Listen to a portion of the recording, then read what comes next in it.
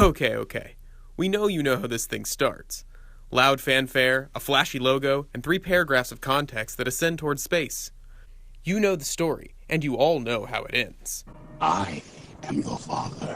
No! But here are a few things you probably don't know about Star Wars Episode 5, The Empire Strikes Back. Released on May 21st, 1980, Star Wars Episode 5 The Empire Strikes Back is not only considered to be one of the best big-budget blockbusters of the 80s, but is widely acknowledged to be one of the greatest films of all time. The film was awarded 2 Academy Awards, 1 BAFTA, 1 Hugo Award, 1 Saturn Award, and the People's Choice Award for Favorite Movie in 1981. It topped Empire Magazine's 2014 list of greatest movies of all time and was selected to be preserved by the U.S. Library of Congress as part of its National Film Registry in 2010. Most impressive. Yet, despite its near universal acclaim, Star Wars creator George Lucas admitted he considers it the worst film of the series. At a 2007 Publicists Guild luncheon, Lucas acknowledged that his publicist, Sid Ganis, is the reason why The Empire Strikes Back is always written about as the best of the films, when it is actually the worst one. I feel terrible.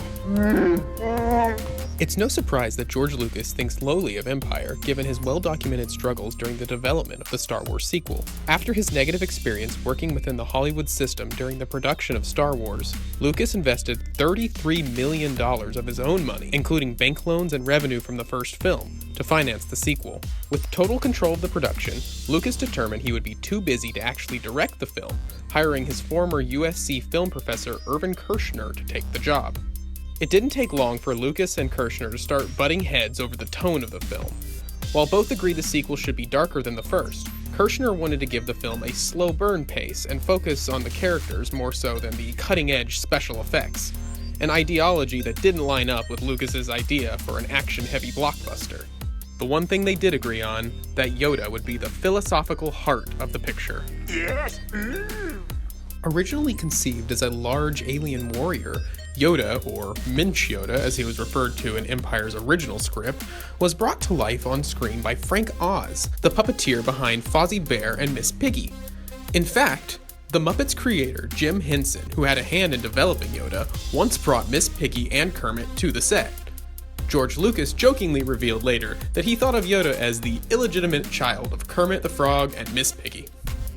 While writing the script for Empire, George Lucas toyed with the idea of making it the first of 11 more films in the Star Wars franchise. The villainous bounty hunter Boba Fett was actually created with the intent of becoming the central villain of a later film. After burning himself out on Empire, Lucas decided he'd only make one more sequel, Return of the Jedi, and kill off Boba Fett in the first act.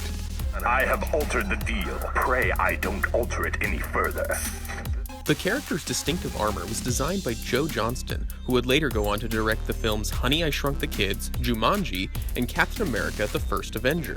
The prop armor was created before the character was even cast, and the actor Jeremy Bulloch was only given the role because he fit into the costume.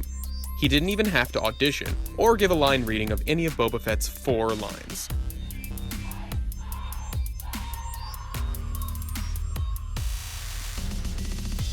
To preserve secrecy of the surprise twist at the end of the film, only the film's producers and Kershner knew that Darth Vader was Luke Skywalker's father. David Prowse, the actor who physically portrayed Darth Vader, was given fake lines that were later redubbed by James Earl Jones, and the director only told Mark Hamill moments before shooting a close-up for Luke's reaction.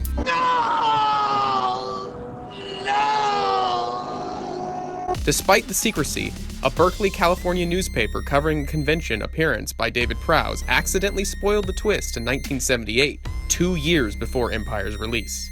Though, it's likely that George Lucas had barely conceived the idea that Darth Vader was Anakin Skywalker before 1979, and Prowse certainly wouldn't have been told before Empire's release. Instead, modern fans have chalked up Prowse's spoilery speech to his own inventive imagination and a proclivity to run his mouth in the limelight. No wonder the actor has been banned by George Lucas from ever attending an official Star Wars convention ever again. That's it for this edition of Nerdy Facts Presents. Feel free to share our video or comment below on which of these 3 topics you'd like to see covered next.